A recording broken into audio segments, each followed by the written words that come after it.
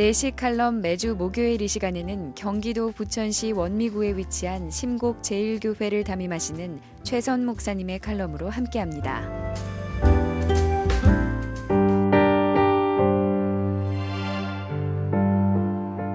제2차 세계대전 때 일본은 태국에 화이강의 교량을 건설하였습니다. 병력과 전쟁 물자를 운반하기 위해 대단히 중요한 철도 건설이었습니다. 이때 일본군은 수많은 연합군 포로들을 사용하였습니다. 한 번은 다리 건설에 사용하는 중요한 공구가 없어졌습니다. 일본군은 연합군 포로들이 다리 공사를 지연시키려고 연장을 갖다 버린 것으로 판단을 했습니다. 그래서 전체 포로들을 다 집합시키고 그 둘레 사방에 기관총을 설치해 놓은 다음 공구를 갖다 놓지 않으면 전부 죽이겠다고 하였습니다. 긴장이 감도는 무서운 순간이었습니다. 연합군 포로들은 서로 얼굴을 쳐다보며 당황해했습니다. 일본군의 기관총이 불을 품기 일보 직전에 한 영국 군인이 일어났습니다. 자기가 갖다 버렸다고 했습니다. 그러자 일본군은 그를 앞으로 나오라고 한 후 일제히 기관총을 발사하였고 그 영국 군인은 온몸이 벌집처럼 뚫어지며 죽었습니다. 놀라운 일은 며칠 후에 그 현장이 발견되었는데 그것은 누가 감춘 것도 아니었으며 누가 갖다 버린 것도 아니었습니다. 미처 찾지 못한 장소에서 발견된 것이었습니다. 그 영국 군인의 희생은 모든 전우들을 살린 영웅적인 죽음이었습니다.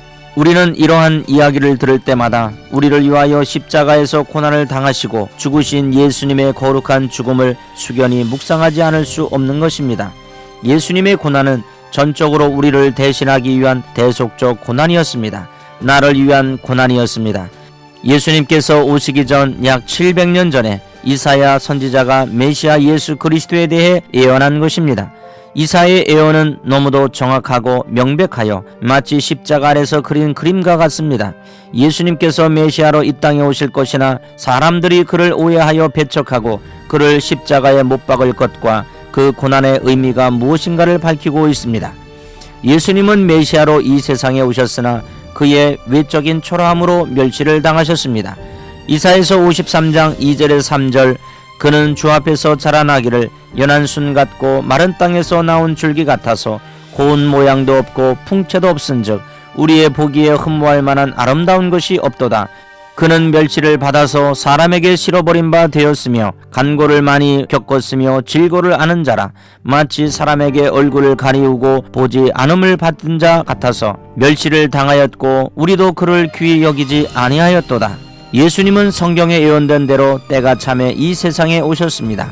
본래 하나님이신 예수님은 옛적의 선지자들을 통해 여러 부분과 여러 모양으로 계시하신 것을 완전하게 드러내시기 위하여 인간의 몸을 입고 이 세상에 오셨습니다. 비록 메시아로 오셨지만 예수님은 오실 때 좋은 곳으로 오시지 않고 가장 초라하고 누추한 마국간으로 오셨습니다. 그리고 다른 사람들과 똑같이 정상적인 성장 과정을 거치셨고 인간의 희로애락의 감정을 가지고 사셨습니다. 공생의 사역 중에는 죄인들과 병든 자들과 버림받고 외로운 자들의 친구가 되어 그들을 돌아보며 그들과 더불어 생활하셨습니다. 예수님이 당하신 고난은 우리의 허물과 우리의 죄와 우리의 평화 그리고 우리의 질병을 대신하기 위함이었습니다. 이사야서 53장 5절에서 6절 그가 찔림은 우리의 허물을 인함이요 그가 상함은 우리의 죄악을 인함이라. 그가 징계를 받음으로 우리가 평화를 누리고 그가 채찍에 맞음으로 우리가 나음을 입었도다. 우리는 다 양 같아서 그릇 행하여 각기 제 길로 갔거늘 여호와께서는 우리 무리의 죄악을 그에게 담당시키셨도다. 예수님은 가시에 의해서 머리를 찔리셨고 손과 발에 못 박히셨고 로마 병사의 창에 옆구리를 찔리셨습니다. 그러나 이보다 더욱 심각한 것은 영혼의 상함을 당하신 것입니다. 예수님은 사랑하시는 제자의 배신으로 상함을 겪으셨고 백성들과 무자비한 원수들로 인하여 상함을 당하셨습니다. 예수님은 우리가 허물과 죄로 말미암아 당해야 할 고난을 대신 당함으로써 우리의 허물과 죄악을 사하여 주시고 우리를 하나님 앞에서 의롭다 인정함을 받을 수 있도록 하셨습니다. 예수님께서 징계를 받으심으로 타락한 인간과 하나님 사이의 평화를 가져다 주었습니다. 하나님께서는 우리 인류의 모든 죄의 짐을 예수님에게 담당시키셨고 예수님은 그 짐을 기꺼이 지셨습니다.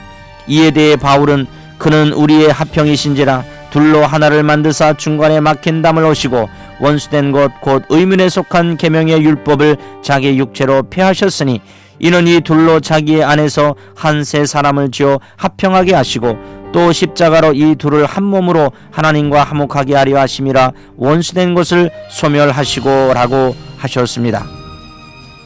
예수님께서는 채찍에 맞음으로 우리의 질병을 담당하셨습니다. 사도 베드로는 친히 나무에 달려 그 몸으로 우리 죄를 담당하셨으니 이는 우리로 죄에 대하여 죽고 의에 대하여 살게 하심이라.